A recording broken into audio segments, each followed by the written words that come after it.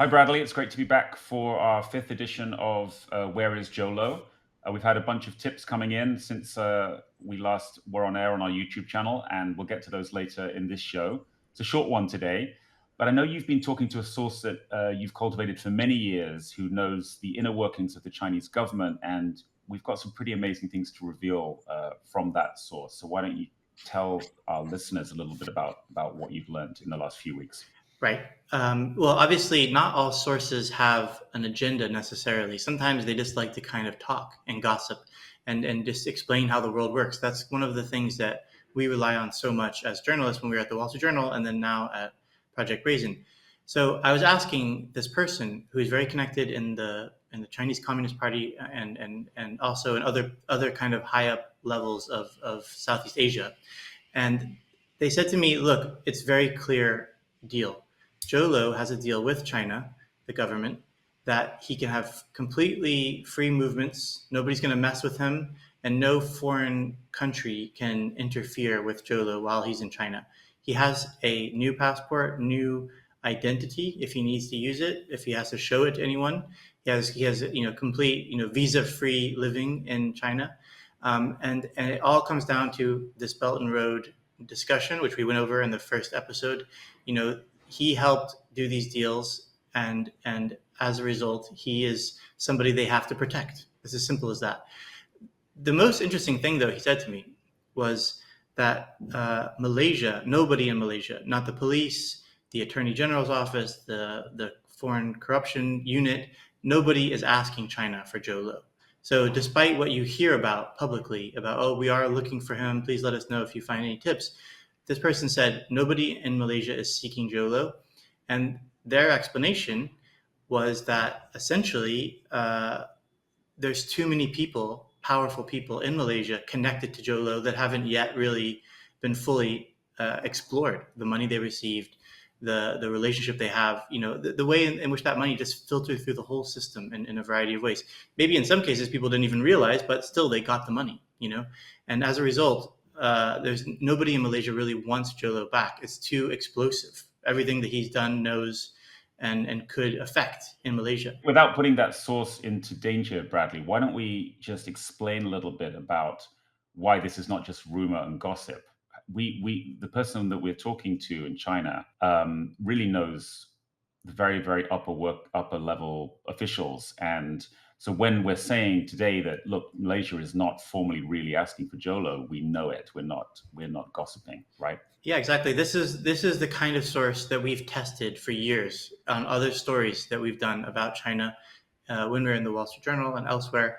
We know that this person is reliably informed about things, and they know things that are going to happen before they come out. So we know we've proven their reliability. The tricky thing about anonymous sources is that you can't reveal very much about them, but their CV would also explain why they're such an influential and informed person. Not to blow our own horn, but last week or 2 weeks ago, we reported that Fat Leonard, another Malaysian who's on the run, was in Venezuela, and a lot of people were saying, "Well, how do you know that?" And then 3 days later, he was arrested in Venezuela. So sometimes, you do have to rely on anonymous sources, but we hope that our reputation for being right and for being quite conservative with what we say should, will lend some validity to this. So that's the bottom line here. Malaysian officials, whatever they say in public, the police, the government are not making a big push to get Jho Low back from China. And as Bradley said, that's because there's too many people in the Malaysian government who interacted with him and have not been properly investigated. So that is an amazing thing and something that should make Malaysians extremely angry.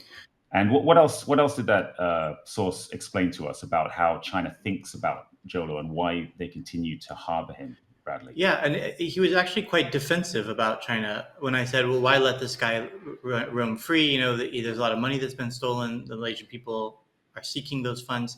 And he said, look, what about Guo Wengui over in the US? He is, in our eyes, just like a Jho Low character and disguised as a freedom fighter.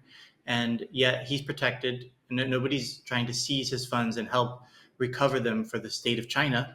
So he was basically saying that the way the world works is sometimes there's other considerations going on. Let's explain quickly who Guo Wengui is. He is a Chinese billionaire who again was probably a little bit like Jho Low a bunch of years ago. He was a useful billionaire to the Chinese government, and then he fled China for New York City.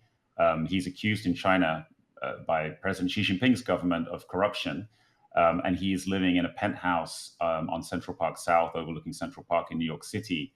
He's friends with Steve Bannon. I think when Steve Bannon was indicted, he was on Guo's boat in the river in New York. And America won't send him back. There's no extradition treaty between China and the US, and the Chinese government really want him back. In fact, Jho Low was involved in trying to get Guo sent back to try to curry favor with the Chinese government himself. But he hasn't been sent back. And so what China's saying is, right, Bradley, that why should we send Jho Low back to face charges in America if you're not sending Guo back to us? But it's not really America that wants Jho Low, is it? It's Malaysia. I mean, America would happily take Jho Low if they could get access to him, because they would love to have him, spill the beans on the whole story. Because in large part because he's a Chinese agent now, and knows a lot about China and about how they use the Belt and Road Initiative. So in some ways, the interest in him is probably even higher, but in a way for a reason that China would actually hate even more. So yeah, that's the kind of overview. Doesn't mean we're going to give up on our search, but that's just a little bit of a high level view of what's going on, the state of play.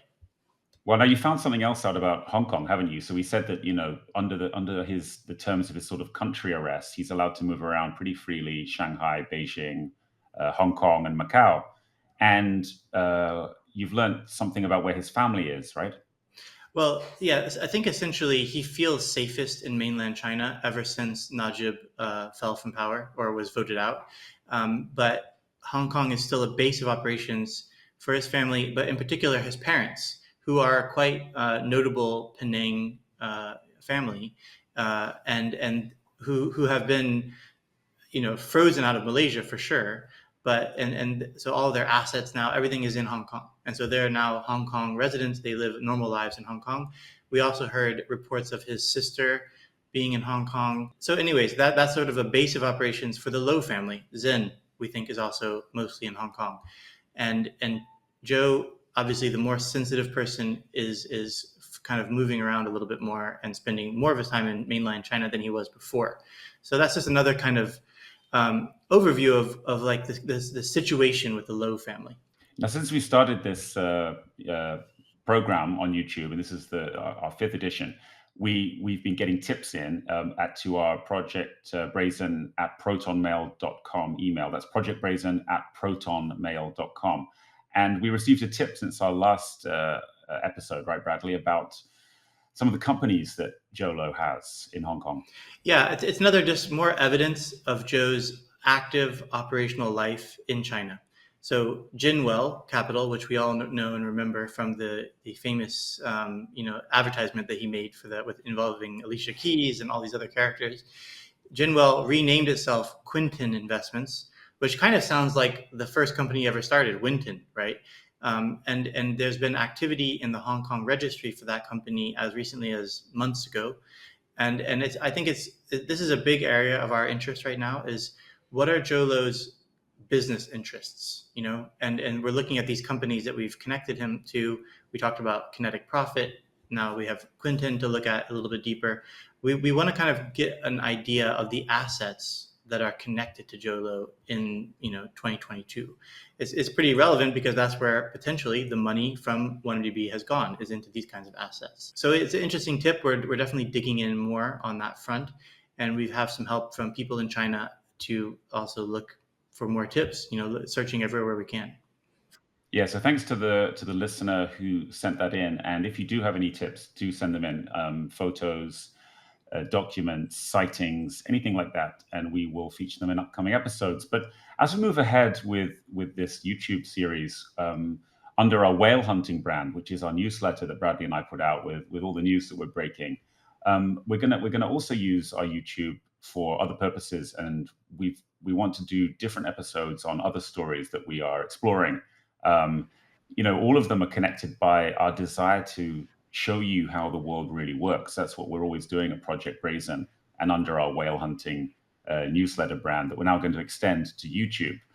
So Bradley, we've got so many different areas of things we've been looking at that we want to explore, and we'll do that in the weeks and months ahead, right? Yes, and obviously, always with an interest in tracking down these whales. There's so many good ones out in the world on the run and haven't been caught. And I think there's a lot of fun ways to explore those stories, and also just other stories that kind of are the hidden world just behind the scenes where real decisions are being made. Just like with this story between Malaysia and China.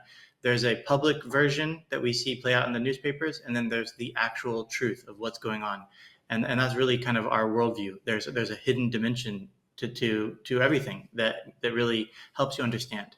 Yeah, and as I referenced earlier, Fat Leonard Francis, who's on the run from charges in the US, or he pleaded guilty in the US to defrauding the US Navy of $35 million. And now he's held in Venezuela, potentially will be part of a prisoner swap with Nicolas Maduro and the Biden administration, or perhaps he'll live out the rest of his life in a villa in Caracas in Venezuela.